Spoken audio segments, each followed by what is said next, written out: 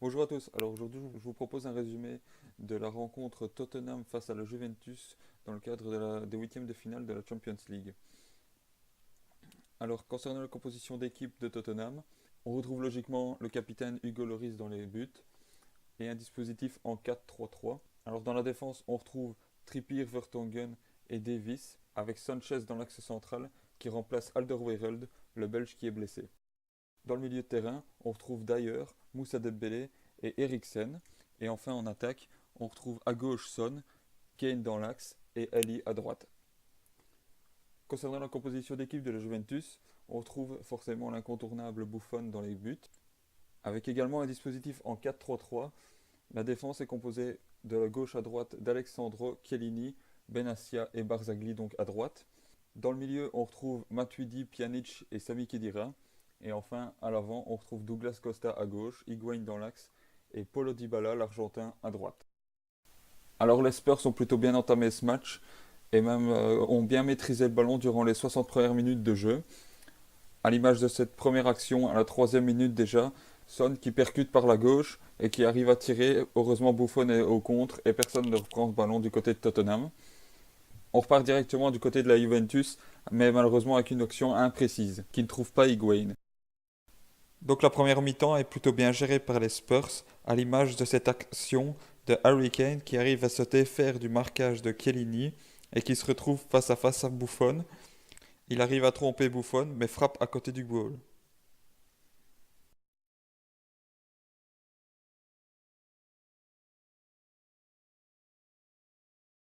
On voit bien sur ces images la lenteur de la défense italienne qui n'arrive pas à marquer Kane et l'empêcher de passer. Les supporters de la Juve ne manqueront pas ce penalty manqué. Cependant, on peut noter de multiples fautes dans la surface qui n'ont pas été sifflées non plus de l'autre côté, notamment des mains de Chiellini ou des tirages de maillot excessifs. On voit également la réaction de Vertonghen un peu surpris. De nouveau ici, on retrouve une bonne attaque de Tottenham avec une belle tête de Son dans les bras de Buffon. Et de nouveau ici la percussion de Son bien contrée par la défense italienne. Avec une bonne défense, la Juve tient malgré quelques erreurs techniques, comme ici ce renvoi de la balle dans l'axe par Benassia et la frappe de Dele Alli qui suit directement, bien captée par Buffon. De nouveau une énième attaque de Tottenham, Son qui part sur la gauche, mais qui manque un peu de chance lors de sa frappe, qui passe à côté du but.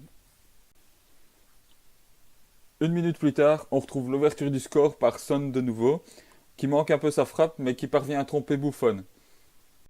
C'est Ali qui est à la base de l'action. Son tir est contré, mais le ballon revient sur Vertonghen. Vertonghen qui centre sur Son. Son qui peut dès lors tenter une frappe. Frappe qu'il rate, mais cependant le ballon finit au fond des filets grâce à un rebond sur son pied gauche.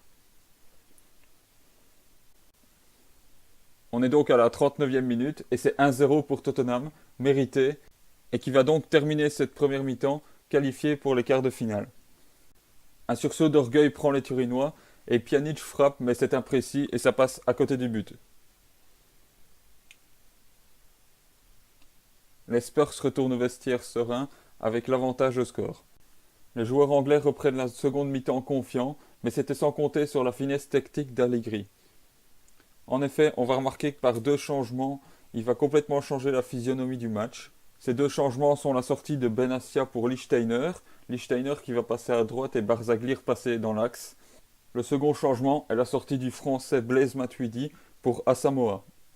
On est maintenant à la 64e minute de jeu et Lichtsteiner qui part sur la droite en profondeur, qui va centrer sur Sami Khedira, Khedira qui va mettre la tête en direction du but et Higuaín pour corriger la trajectoire qui va faire le 1-1.